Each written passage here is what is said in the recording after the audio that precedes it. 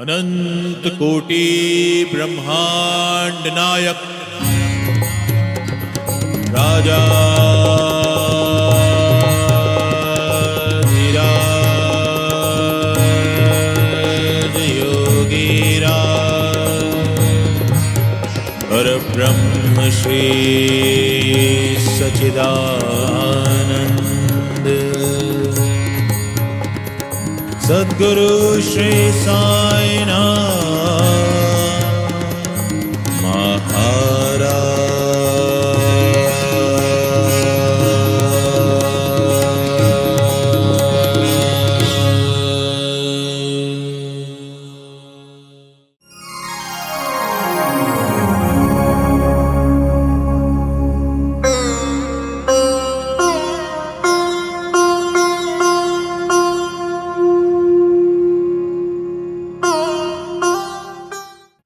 अगर हम राम और रावण का ही उदाहरण लें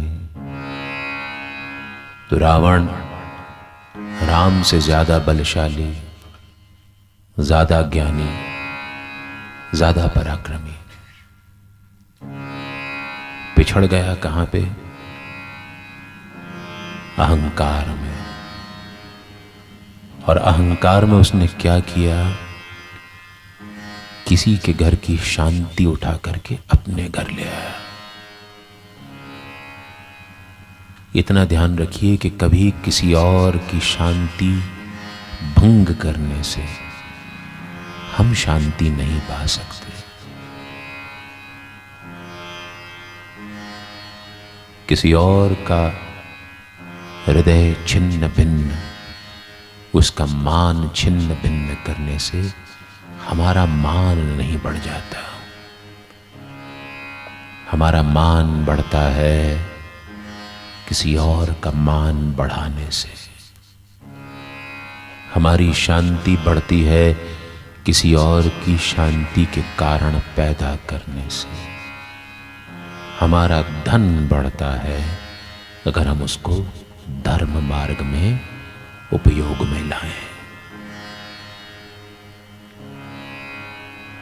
ये चीजें कभी संग्रहित नहीं हो सकती। इस ग्रंथ के लेखक का अभिमान भी वो संग्रहित ना कर पाए।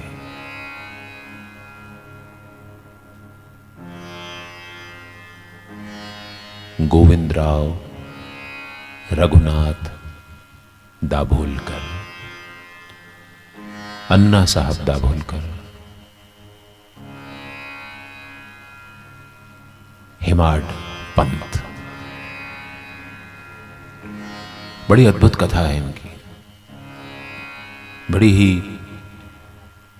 विचलित भी कर देती है बीच में। कुल 5वीं क्लास तक पढ़े थे। औपचारिक शिक्षा मात्र 5वीं क्लास तक इनकी हुई थी। लेकिन अपने बलबूते पर ये अलग अलग परीक्षाओं को उत्तीर्ण करते हुए पहले तलाटी बने। तलाटी के बाद स्कूल मास्टर बने। वहां से बढ़ते बढ़ते स्पेशल वेकेशन मजिस्ट्रेट के पद पर आसीन हुए। तो जैसा ऐसे लोगों के साथ अमूमन होता है, जो व्यक्ति खूब कठोर परिश्रम मेहनत करके आगे बढ़ता है, उसमें दंभ और अहंकार आ ही जाता है। ये सब मैंने किया, ये मेरी कठोर मेहनत का नतीजा है, ये सब कुछ मेरा किया हुआ है। और ये जो मैं होता है ना, इसकी खासियत होती है, ये मैं को मुझसे जुदा कर देता है। हम अपने आप में नहीं रहते जब हमारे अंदर अहंकार आ जाता है। चाहे वो पद का हो, प्रतिष्ठा का हो। पैसों का अहंकार तो बहुत मामूली बात है। बुद्धि का अहंकार हो, किसी भी बात का अहंकार हो, किसी भी कारण से हो, तकलीफ देता है। और न सिर्फ मैं को मुझसे जुदा कर देता है, बल्कि मुझको अपनों से भी जुदा कर देता है।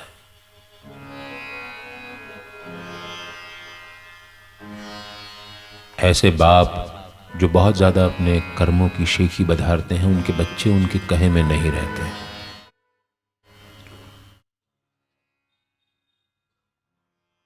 ऐसे पति जो अपनी पत्नी पर दंभ मारते हैं, उनकी पत्नियां भी उनसे खुश नहीं रहती। ऐसी महिलाएं जो बाहर काम करती हैं और पति पर अपने पैसों का रौब झाड़ती हैं, उनका परिवार भी कभी खुश नहीं रह पाता।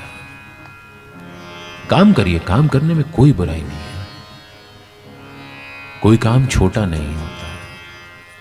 इज्जत से किया हुआ हर काम स्वीकार्य है।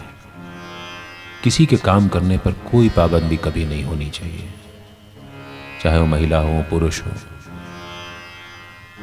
लेकिन अपने किए का अभिमान जहां पर होता है, वहां पर तकलीफें शुरू हो जाती हैं। तो ये सेल्फ मेड मैन थे हमारे दाभोलकर जी,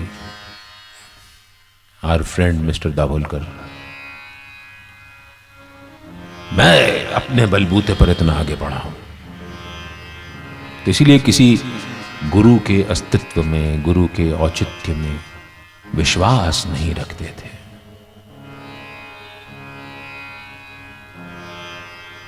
इनकी इस धारणा को बल मिला जब लोनावला में रहने वाले इनके एक मित्र के बेटे की तबीयत बहुत खराब थी। मित्र को विश्वास था कि बेटे के सिरहाने हम गुरु को बिठा करके रखेंगे तो हमारा बेटा ठीक हो जाएगा।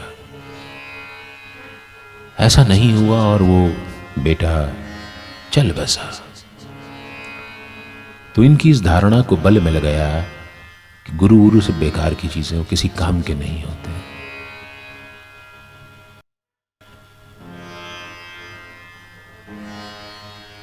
खैर, विधि को कुछ और मंजूर था। इनके मित्र थे काका साहब दीक्षित और नाना साहब चांदोरकर। दोनों ही साईं बाबा के अनन्य भक्तों में से एक। दोनों ने ही कई सारे लोगों को साईं बाबा की शरण में लाने का काम किया।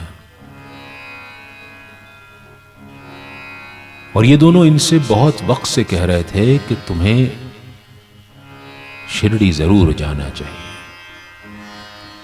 और ये थे कि ये सुनने को तैयार नहीं थे। बोले क्या करूंगा मैं जा करके, तुम्हारे साईं बाबा मुझे दे क्या देंगे। साईं बाबा ने क्या दिया ये तो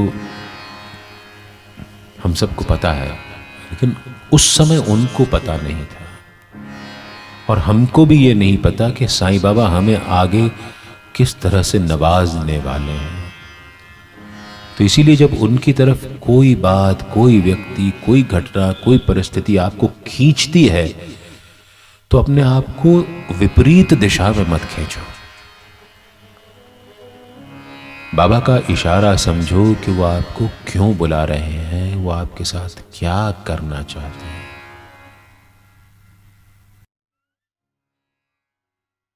शरणागत हो जाइए, उनके ऊपर छोड़ दीजिए। खींच रहे हैं, खिंच जाइए, खिंचे चले जाइए।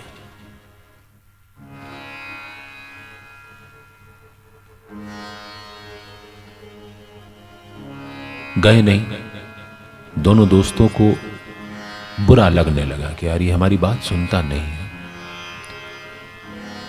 अच्छे इंसान थे, दोस्तों की इस दिशा में कि जब दोस्तों को बुरा लगने लगा कि यार हमारी बात ये सुन नहीं रहा है, तो उन्होंने कहा चलो मैं चला जाऊंगा। शिरडी तुम कहते हो तो मैं जाऊंगा।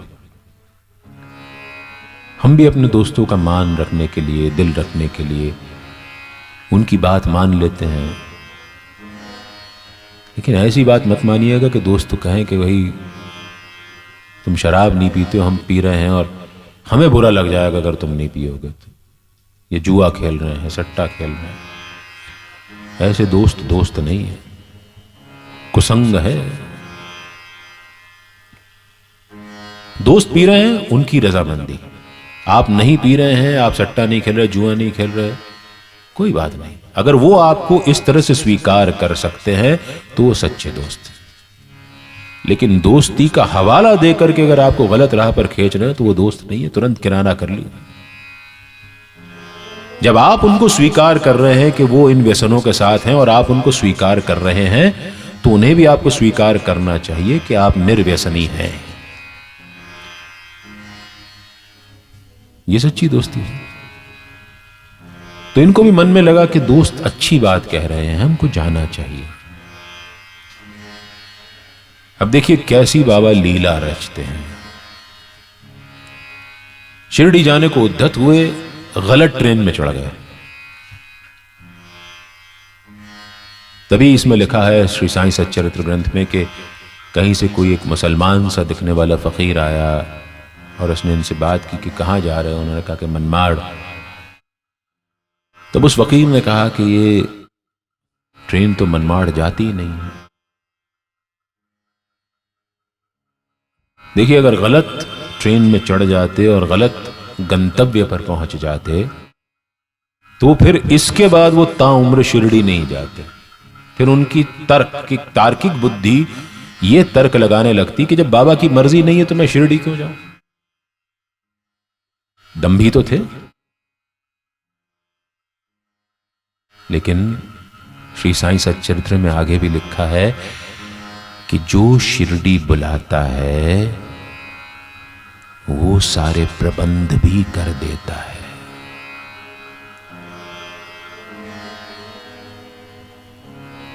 तो ये दूसरी सही ट्रेन में चढ़ गए। दूसरे दिन सवेरे शिरडी पहुंचे, तब तक थोड़ी सी देर हो चुकी थी। बाबा अपनी रोज की सैर करने लेंडी बाग निकल गए थे। तो उनको दूर से बाबा जाते हुए दिख रहे थे। मस्जिद माई में आकर के लोगों से कहते हैं बाबा कहाँ हैं, कितनी देर में आएंगे। तो उन्होंने कहा बाबा को थोड़ी देर लगेगी, तब तक आप बाबा से धूल भेंट कर लीजिए। हमारे दर्शन में मान्यता है कि जब कोई बुद्ध पुरुष, कोई संत पुरुष, कोई संत महात्मा चल करके जाता है और उसके पैरों से जो धूल उड़ती है वो भी इतनी पवित्र हो जाती है कि उससे भेंट करना भी संत से भेंट करने के बराबर होता है। तो वहां मौजूद लोगों ने कहा कि बाबा को थोड़ी देर लगेगी, लेकिन फिलहाल आप उनसे धूल भेंट कर लीजिए। बाबा जाते हुए दिख रहे थे, उनके पैरों से उड़ती हुई धूल भी दिख रही थी।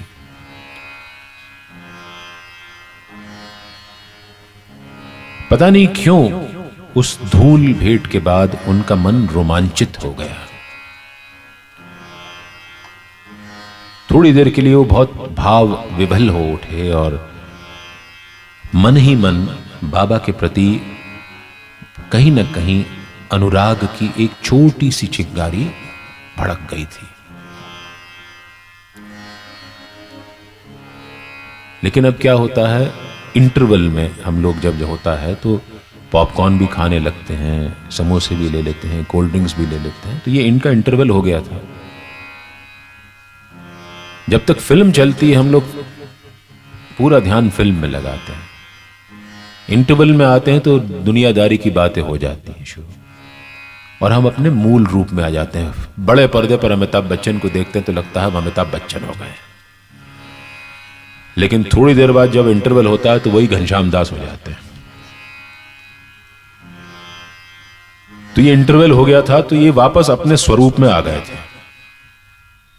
साठेवाड़ा में पहुंचे, वहां पर बाला साहेब भाटे से इनकी बहस होना शुरू हो गई कि गुरु की महत्ता क्या है। बाला साहब भाटे अपने तर्क दे रहे थे। बाला साहब भाटे बड़े अद्भुत चरित्र है उनका भी, वो भी इन्हीं की तरह थे। रेवेन्यू अधिकारी थे, राजस्व अधिकारी थे, और शिरडी में पोस्टिंग हो गई थी। रोज मस्जिद के सामने से गुजरते, लेकिन कभी भी मस्जिद माई की सीढ़ियां नहीं चढ़े थे। उनको लगता था कि पागल पीर फकीर टाइप का आदमी है, इसके पास कौन जाएगा। कहते हैं कि बाबा का एक क्रम था, जब उनकी कफनी पुरानी हो जाती थी तो तह करके रख दिया करते थे। उनमें से कुछ भक्तों को दे देते थे, कुछ धूनी माई को समर्पित कर देते थे, और कुछ आते जाते ऐसे ही फेंक दिया करते थे। तो एक दिन उनका गुजरना हुआ मस्जिद माई के सामने से, और वो वक्त था कि जब बाबा अपनी कफनी उठा करके फेंक रहे थे पुरानी। कहते हैं कि उनके ऊपर वो कफनी जाकर के गिरी, और वो दिन था कि उनका जीवन बदल गया। उन्होंने अपने शासकीय नौकरी से छुट्टियां लेना शुरू कर दी। इतनी ज्यादा छुट्टियां लेने लगे कि उनके साथ काम करने वालों को यह लगने लगा कि कहीं इनको नौकरी से निकाल ना दिया जाए। अगर नौकरी से निकाल दिया जाता तो उनको जो रिटायरमेंट के बाद के जो फायदे होने थे वो सब ना होते। तब बाबा ने काका साहब दीक्षित, जो कि स्वयं एक लॉयर थे, वकील थे, उनको ये जिम्मेदारी सौंपी कि बाला साहेब भाटे के लिए एक ऐसी दरखास्त बनाए जिससे बाला साहेब भाटी को सेवानिवृत्ति भी मिल जाए, और सेवानिवृत्ति के बाद मिलने वाले तमाम फायदे भी उनको मिल सके। तो काका साहब दीक्षित, जो कि बहुत ही प्रवर बुद्धि के मालिक थे, बहुत अच्छे वकील थे, उनको एक धारा पता थी जिसको कहते हैं रिलीजियस इन्फ्लिक्शन। ये अंग्रेजों के जमाने में एक धारा थी कि कोई व्यक्ति यदि धार्मिकता ओढ़ ले, धार्मिक हो जाए, अपना सामान्य जीवन जीना छोड़ दे और धर्म की तरफ सम्मुख हो जाए, तो उसको ये बेनिफिट्स, सेवानिवृत्ति के फायदे मिलते थे। काका साहब दीक्षित ने ये दरखास्त बनाई बाला साहेब भाटे के लिए, और वो दरखास्त उन्होंने अंग्रेजी हुकूमत को भेज दी। अंग्रेजी हुकूमत को ये दरखास्त मंजूर हो गई, और बाला साहेब भाटे और उनकी पत्नी सेवानिवृत्ति के बाद शिरडी में रहने लगे। ये श्री साईं सच्चरित्र का यदि आप छोटा वाला ग्रंथ पढ़ते हैं तो ये सब बातें आपको नहीं उसमें पता चल पाएंगी। बाला साहेब भाटे का जिक्र आता है, इसलिए उनके बारे में बताना जरूरी था कि क्यों वो गुरु की महत्ता पर बहस कर रहे थे, क्योंकि उनका निजी अनुभव था। हम ऐसे अगर सच्चरित्र को पढ़ लेंगे तो हमको लगेगा कि ये बाला साहेब भाटे क्यों कर रहे थे। मन में प्रश्न उठते हैं। श्री साईं सच्चरित्र के जब हम पतला वाला, जो वीएस ठाकुर, हमारे मध्य प्रदेश के महू के जो वीएस ठाकुर थे, उन्होंने उसका संक्षेपीकरण किया है, उसमें बहुत सारी बातों में हमको निरंतरता का अभाव दिखता है, और बहुत सारे प्रश्न हमारे मन में उठने लगते हैं कि ऐसा क्यों, ऐसा क्यों, ऐसा क्यों। उनमें से कुछ कुछ प्रश्नों के उत्तर ये कथा प्रयत्न करेगी कि आपको मिले। तो बाला साहब भाटे तर्क दे रहे थे कि गुरु की महत्ता है, गुरु का महत्व है, गुरु का होना जीवन में बहुत जरूरी है, और ये अड़े हुए थे कि नहीं, गुरु की कोई महत्ता नहीं होती। इंटरवल चल रहा था, घनश्याम दास हो गए थे वापस। ये अड़े हुए थे, बहस होने लगी, गर्मा गर्म बहस होने लगी, और स्वयं दाभोलकर जी लिखते हैं कि इस बहस का परिणाम यह हुआ कि मेरी मानसिक शांति भंग हो गई। ये श्री साईं सच्चरित्र में लिखा हुआ है। कितनी सुंदर बात है, हम इसको पढ़ के आगे बढ़ जाते हैं। इस बात पर अटक जाइए, बहस करने से मन की शांति भंग हो जाती है। बहस मत करिए। अंग्रेजी में एक बड़ी सुंदर कहावत है, discuss full stop, don't argue full stop. आप किसी बात की तह तक पहुंचने के लिए अन्वेषण करें, लेकिन अपना मुद्दा सही साबित करने के लिए बहस मत कीजिए। बहस करेंगे तो अशांत होना लाजमी है। घर में भी हम लोग रोज बहस करते हैं, और बहस बढ़ते बढ़ते पता चलता है छोटी सी बात से शुरू होती है और पता नहीं कितनी सारी बातों तक पहुंच जाती है। अचानक ही उसकी जड़ें जो है वो फैल जाती हैं, क्योंकि बहस का मुद्दा ये नहीं होता है कि क्या सही है। बहस साबित करना चाहती है कि कौन सही है। जब हम बहस करते हैं तो अचानक हमारी वाणी का वॉल्यूम स्तर बहुत बढ़ जाता है। आमतौर पे हमारी वाणी का स्वर तब बढ़ना चाहिए जब हमसे कोई दूर हो। बहस करते करते हम मनोरूप से, मनोभाव से, मानसिक रूप से जिसके साथ बहस हो रही है उससे दूर हो जाते हैं। इसीलिए हमारी वाणी का स्वर बढ़ जाता है, चिल्लाने लगते हैं, साबित करना चाहते हैं मैं सही हूं। बस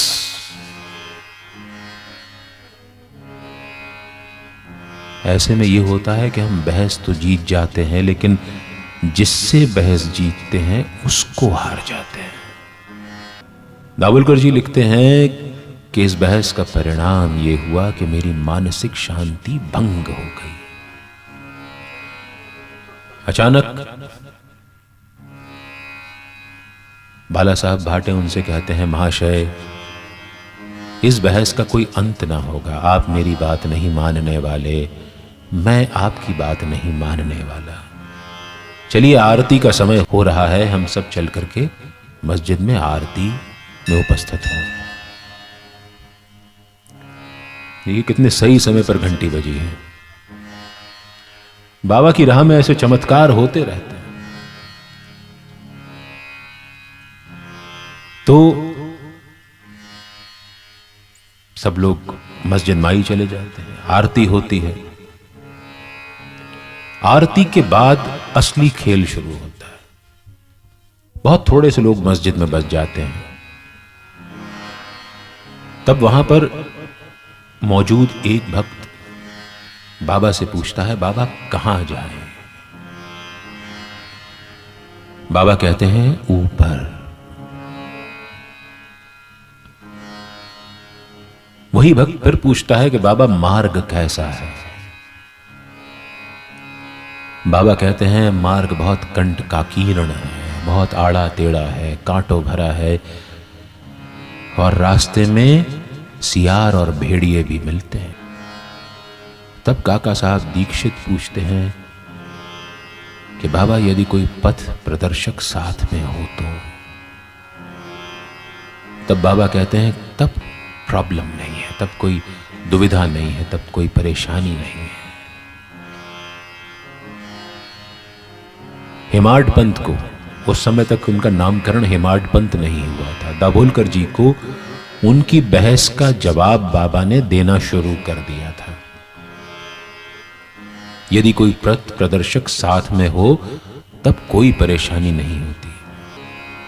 तब बाबा वहां मौजूद भक्तों से कहते हैं, और वाड़े में क्या चल रहा था, और ये हेमाड पंथ क्या कह रहे थे? वाड़ा था साठे वाड़ा, जो कि मौजूदा गुरुस्थान के साथ लगा हुआ समानांतर खड़ा था।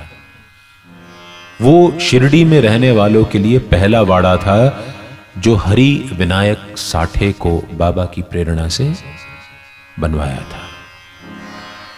जब सन 97 से 99 तक लार्सन एंड टूब्रो ने पूरे समाधि मंदिर परिसर का पुनर्निर्माण किया, रिकंस्ट्रक्शन किया, तो किन्हीं कारणवश वो वाड़ा वहां से हटा दिया गया।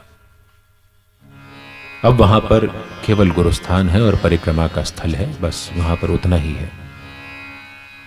तो वहां पर वो वाड़ा था और मस्जिद में बाबा थे। बहस हो रही थी, वो जमाना सीसीटीवी का नहीं था कि बाबा देख सकते कि वहां पर किसकी क्या बहस हो रही है। बाबा से कुछ छिपा है नहीं। उन्होंने वहां सीधा सीधा ये पूछ लिया कि वाड़े में किस बात पर बहस हो रही थी और ये हेमाड पंथ क्या कह रहे थे।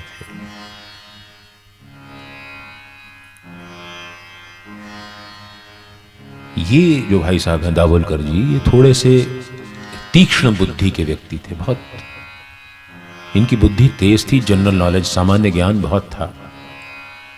इन्हें यह समझ में आया कि बाबा जो मुझे हेमाड पंथ कह रहे हैं वो हिमाद्री पंथ का अपभ्रंश है, distorted form, distorted version of Himadri पंथ।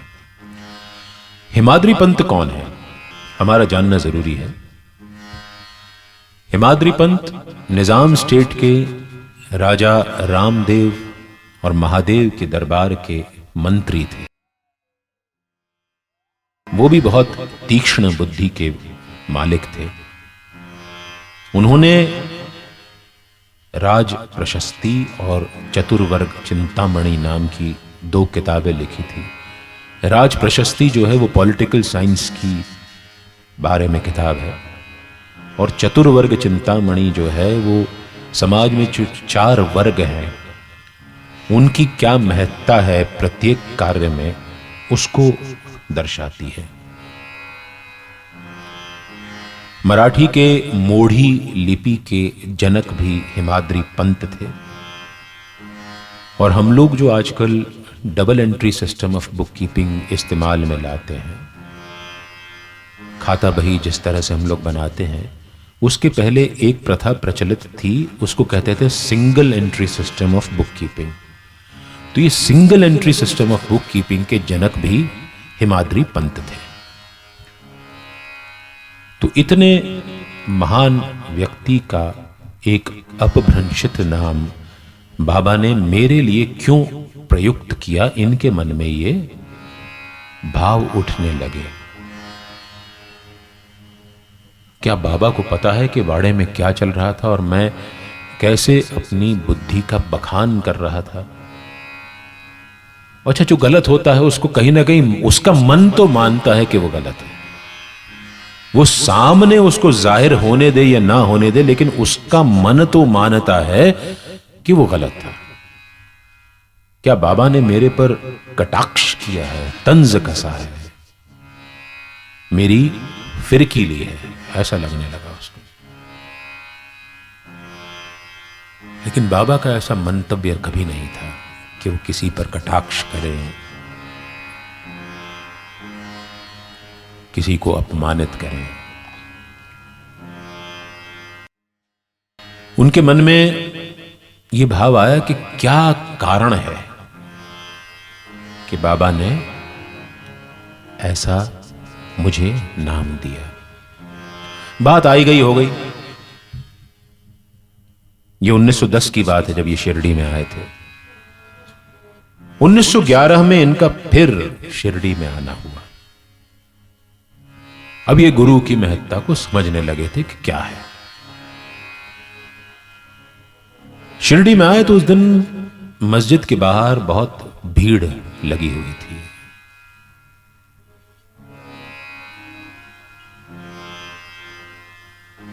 झांक करके देखा तो पूरा शिरडी गांव मस्जिद की ओर उमड़ पड़ा था, क्योंकि बाबा उस दिन एक बहुत अद्भुत क्रिया कर रहे थे। मस्जिद में बैठे बैठे चक्की चला रहे थे और साथ में कुछ बुदबुदा भी रहे थे। ये इसी ग्रंथ में लिखा हुआ है कि बाबा की चक्की चलाने की क्रिया तो भले ही उस दिन अद्भुत या अनूठी लग रही हो, लेकिन बाबा ने प्रायः कमोबेश प्रतिदिन प्रति क्षण मस्जिद में बैठे हुए अपने भक्तों के पापों को पीसने का काम हमेशा किया। हमारे पापों को भी साईं पीसते ही हैं, आज भी पीस रहे हैं। और चक्की भी बड़ी अद्भुत चीज है, वो आपका स्वरूप बदल देती है। साबुत कड़क सुनहरे गेहूं के दाने जब चक्की में जाते हैं और जब लकड़ी की मुठिया दो पाटों के बीच में उस गेहूं को पीसती है तो उसका स्वरूप बदल जाता है, महीन आटा बन जाता है। कच्चे गेहूं खाने से आपके पेट में दर्द हो सकता है, लेकिन आटा खाने से आपका पेट नहीं दर्द करता, स्वरूप बदल जाता है। तो साईं की चक्की में अगर कभी पिस रहे हो ना, तो समझना कि साईं आपकी शक्ल बदल रहे हैं, आपका मन बदल रहे हैं। कभी तकलीफ हो रही हो ना जीवन में, तो समझना कि बाबा की चक्की चल रही है आपका स्वरूप बदलने के लिए। तभी दाभोलकर जी लिखते हैं कि मैं देखता हूं 4 महिलाएं भीड़ में से उठ खड़ी होती हैं और बाबा को हटाने लगती हैं कि चलो हम चक्की चलाएंगे, बाबा तुम क्यों चला रहे हैं। बाबा उनको धक्का देकर के अलग कर देते हैं, लेकिन चारों महिलाएं फिर उद्धत होती हैं और अब की बार बाबा उनको चक्की चलाने की इजाजत दे देते हैं। जितना गेहूं था सब पीस डालती हैं और पीसते पीसते उनके मन में ख्याल आता है कि बाबा तो अकेले हैं, उनका कोई घर परिवार है नहीं, भिक्षा पे निर्वाह करते हैं, इतने सारे आटे का करेंगे क्या। वो चारों आपस में ही चक्की पीसते पीसते तय कर लेती हैं कि जितना आटा है ये हम चारों लिए चलती हैं। गेहूं खत्म होता है, ये आटा समेटने लगती हैं। बाबा इनको देखते हैं, करते हैं, अपने बाप का माल समझ रखा है, कहां ले जा रही हो इसे।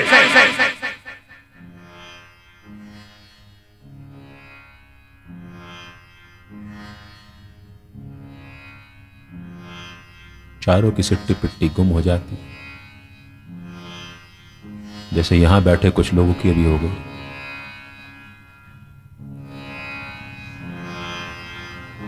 कई बार इंसान को जगाने के लिए थोड़ा सा हिलाना पड़ता है। बाबा ने वही हिलाने का काम किया था उन चारों को। जाओ ले जाओ ये आटा और शिरडी गांव की मेड़ पर डाल करके आ जाए।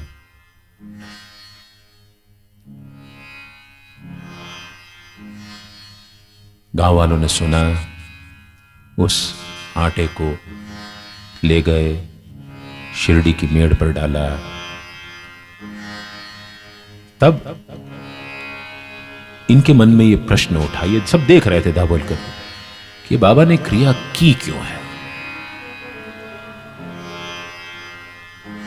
तब उनको पता चलता है कि बाबा ने क्रिया इसलिए की है क्योंकि हैजा बहुत तेजी से फैल रहा है और शिरडी गांव में हैजे के प्रवेश को रोकने के लिए बाबा ने ये लीला की है। अब आप इसमें तर्क लगाएंगे कि क्या आटा फैलाने से हैजे का प्रवेश रुक जाता है, लेकिन ये आपकी सोच के परे है, क्योंकि इस आटे को बाबा की ऊर्जा मिली हुई थी। और जब हम किसी गतिविधि को, किसी प्रक्रिया को अपनी ऊर्जा देते हैं तो उसमें हमारी शक्ति समाहित हो जाती है। तो उस आटे में बाबा की शक्ति मिल गई थी और ये सरकारी रिकॉर्ड के गवाह हैं इस बात के कि शिरडी के आसपास के गांवों में तो उस साल हैजा फैला, लेकिन शिरडी गांव में उस साल हैजे का प्रवेश नहीं हुआ और कोई भी मौत है जैसे उस साल शिरडी में नहीं हुई। ये रिकॉर्ड है, गवर्नमेंट रिकॉर्ड में है, ब्रिटिश सरकार के समय का जो रिकॉर्ड है, आज भी जिसको संग्रहित किया हुआ उसमें ये बात लिखी हुई। अब इतनी अद्भुत क्रिया देख करके इनके मन में भाव उत्पन्न हुआ कि ये तो बड़ा अद्भुत संत है, इनकी जीवनी लिखी जानी चाहिए। इन्होंने बाबा से इजाजत मांगी, बाबा ने मना कर दिया। बाबा ने कहा कौन इस पागल फकीर की जीवनी पढ़ेगा, तुम क्या बात कर रहे हो, मत लिखो, फालतू की बातें मत करो, अपना टाइम वेस्ट मत करो। तो इन्होंने फिर शामा के जरिए अर्जी लगाई और शामा की बात बाबा टालते नहीं थे। बाबा ने शामा के कहे पर दाभोलकर जी को इजाजत दे दी कि वो उनकी जीवनी लिखें, लेकिन बाबा ने एक शर्त जोड़ दी इसके अंदर। Conditions apply, terms and conditions, जो छोटा सा लिखा रहता है ना, हमको 499 रुपए में पूरे महीने बात करिए, उसके ऊपर एक छोटा सा स्टार बना रहता है, नीचे स्टार में लिखा रहता है शर्तें लागू। तो बाबा ने कंडीशन, परमिशन देने के साथ एक कंडीशंस अप्लाई करके क्लॉज लगा दिया उसके अंदर कि इन्हें अपना अहंकार त्याग कर मेरी शरण में आना होगा, तब मैं इनको माध्यम बनाकर स्वयं अपनी जीवनी लिखूंगा। और बाबा के शब्द अक्षरशः सत्य हुए। दाभोलकर जी ने अपना अहंकार त्याग करके जीवनी लिखनी शुरू की। बाबा ने समाधि ली 1918 में। इन्होंने काव्य रूप में बाबा की जीवनी लिखने का काम शुरू किया।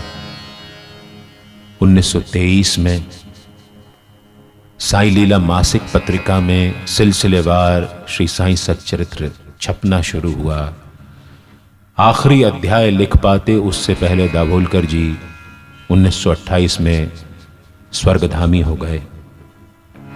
आखिरी अध्याय श्री बीवी देव ने लिखा, जिसको हम उपसंहार के नाम से पढ़ते हैं। दानू के मामलतदार थे बीवी देव। लेकिन बाबा का करिश्मा देखिए कि मात्र 5वीं क्लास तक पढ़ा हुआ व्यक्ति जो इतना आगे बढ़ा, जो इतना दंभी और अहंकारी था, जो गुरु की महत्ता को नहीं मानता था, उससे बाबा ने एक पूरा ग्रंथ रचवा लिया। वो ग्रंथ जिसमें 9308 ओवियां हैं और प्रत्येक ओवी मीटर में है, जिसको गाया जा सकता है। संगीत की कोई शिक्षा नहीं थी, लेकिन मीटर में पूरी ओवियां लिखी। और वही ग्रंथ आज पूरे विश्व में लाखों लोग रोज पढ़ते हैं और अपने मन का चैन पाते हैं। किसी 5वीं पास वाले व्यक्ति से ये सिर्फ साईं बाबा ही करवा सकते थे। तेरी मेहरबानी का है बोझ इतना, तेरी मेहरबानी का है बोझ इतना, तेरी मेहरबानी का है बोझ इतना,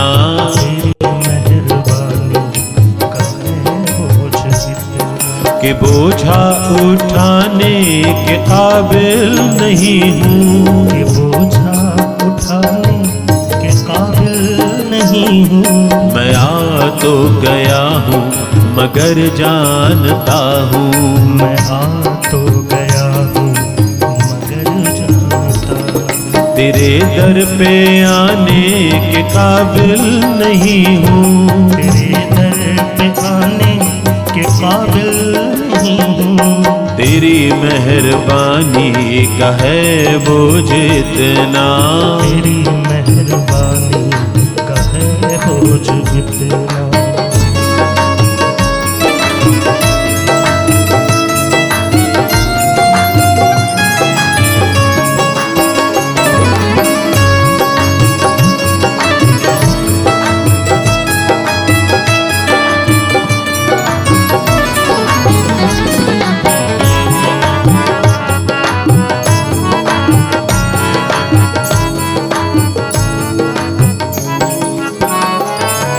जमाने की चाहत ने हमको रुलाया, ज़माने की चाहत ने हमको रुलाया, जमाने की चाहत ने हमको रुलाया, ज़माने की चाहत ने हमको रुलाया, मगर तेरा नाम जुबां पर न आया, मगर तेरा नाम जुबां पर न आया, मगर तेरा नाम जुबां पर न आया, मगर नाम तेरा जुबां पर न आया। शर्मसार तेरा गुनहगार हूँ मैं, शर्मसार तेरा गुनहगार हूँ मैं, शर्मसार तेरा गुनहगार हूँ मैं, शर्मसार तेरा गुनहगार हूँ, कि नजरें मिलाने के काबिल नहीं हूँ, कि नजरें मिलाने के काबिल नहीं हूँ, तेरी मेहरबानी का है बोझ इतना, तेरी मेहरबानी का है बोझ इतना।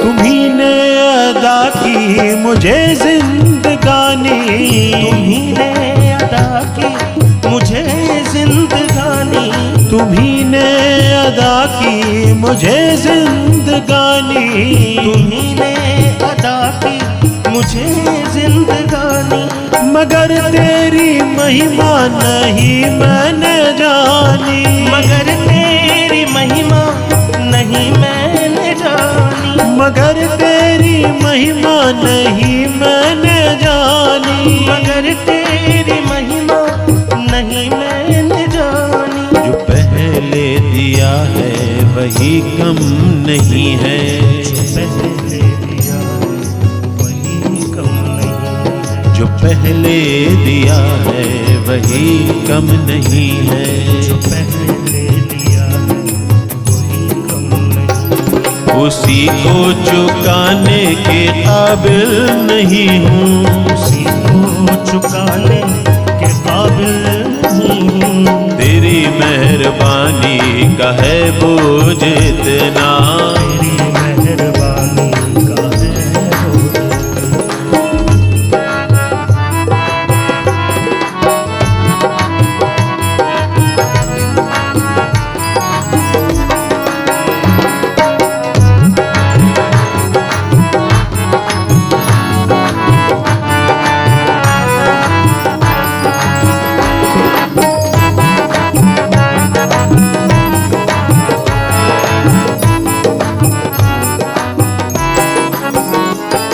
ये माना के दाता है तू हर जहाँ का, ये माना के दाता है तू हर जहाँ का, ये माना के दाता है तू हर जहाँ का, ये माना के दाता है तू हर जहाँ का, मगर झोलियाँ फैलाऊं तो कैसे, मगर झोलियाँ फैलाऊं तो कैसे, मगर झोलियाँ फैलाऊं तो कैसे, मगर झोलियाँ फैलाऊं तो कैसे, कर्जदार तेरी दया का हूँ इतना, कर्जदार तेरी दया का हूँ इतना, कर्जदार तेरी दया का हूँ इतना, कर्जदार तेरी दया का हूँ इतना, कि कर्जा चुकाने के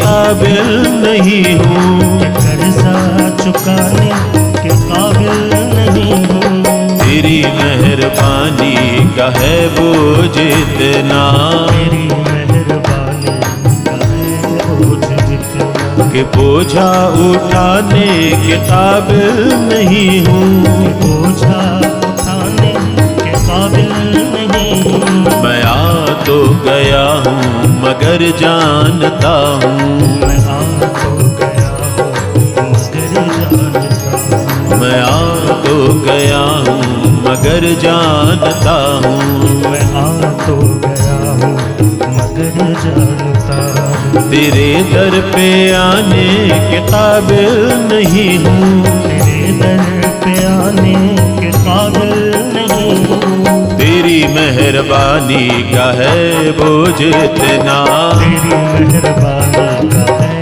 बोझ इतना, तेरी मेहरबानी का है बोझ इतना, तेरी मेहरबानी का है बोझ इतना, तेरी मेहरबानी का है बोझ इतना, तेरी मेहरबानी का है बोझ इतना, है बोझ इतना, है बोझ इतना, है बोझ इतना, है बोझ इतना। है बोझ इतना, है बोझ इतना।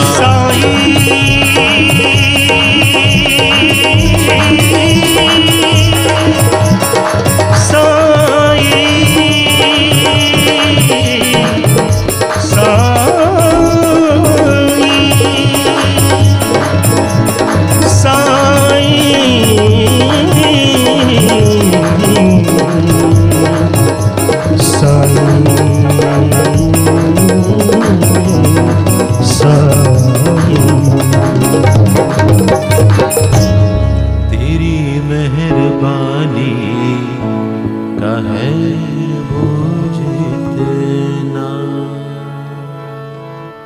साईनाथ महाराज की जय। आज की कथा को विश्राम देने का समय हो गया है। ये कथा प्रार्थना करती है कि बाबा की कृपा आप सभी पर हमेशा सदा बनी रहे। आपके जीवन में अगर दुख आए तो साईं आपके दुख हर लें और आपको और आपके परिवार को स्वस्थ, सुखी, खुशहाल और संपन्न रखें। जब भी हिम्मत टूटने लगे तो दोहराते रहिए, बाबा भली कर रहे, बाबा भली कर रहे। बाबा की यदि आज्ञा रही, अनुमति रही, कृपा रही तो हम कल सब पुनः दोपहर 2 बजे बाबा की बातों का सिलसिला आगे बढ़ाने के लिए इसी स्थान पर फिर मिलेंगे। बाबा भली कर रहे हैं।